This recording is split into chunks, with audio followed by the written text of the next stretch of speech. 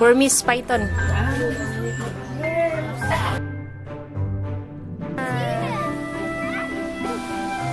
It's black and gray.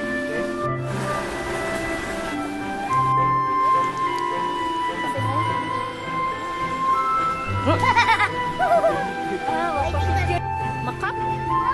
It's like...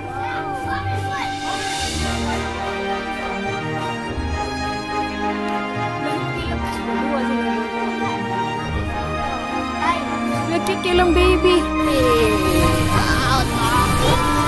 There, giraffe, look, behind you. Wow, look at that.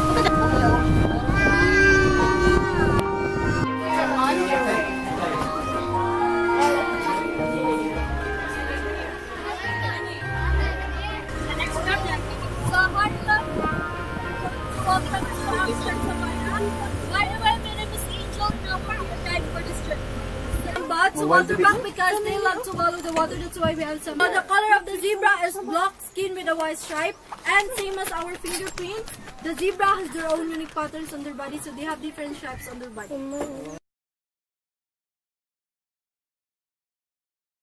Study area, so when we shot 33 inches, almost 3 rows.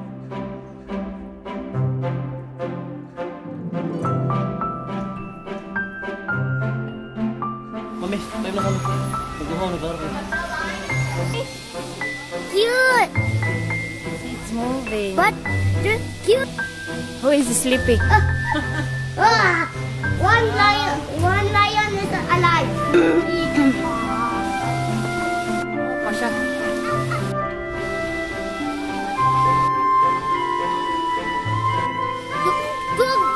Two of the cheetahs are dead because they're sleeping.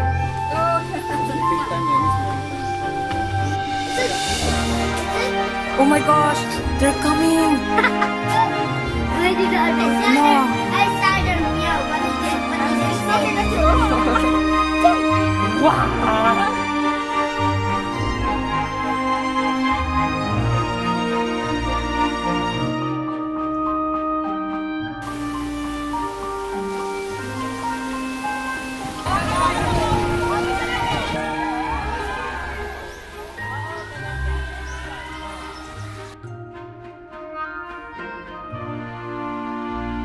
Giraffe, Josh.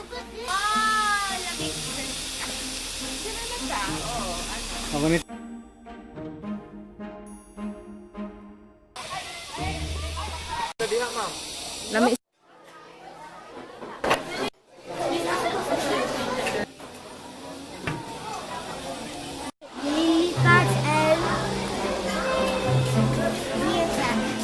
Cats? Ear cut. Yes. Oh yes. Look at them. Ear cut.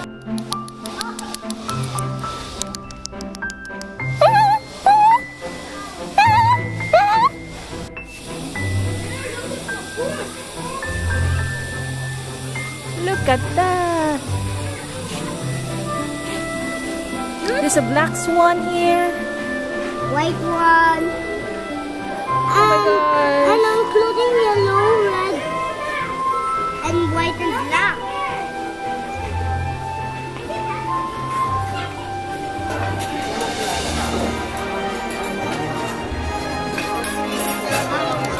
Mashed potato?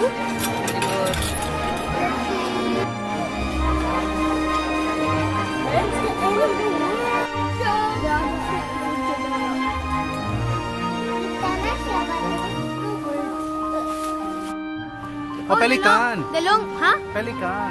Yeah, Di ba nasakit sila ato mo lang?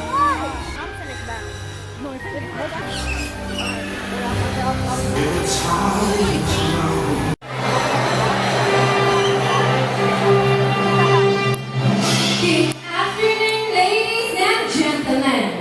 Cebu Safari and Adventure Park proudly presents the Bird Show. Introducing our host for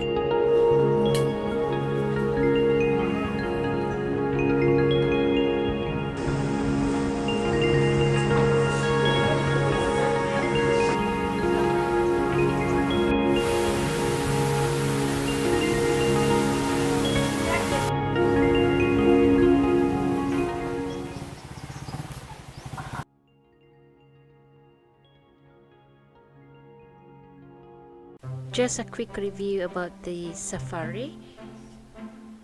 First, great landscaping. 2, not your usual Cebu zoo. Well planned and managed.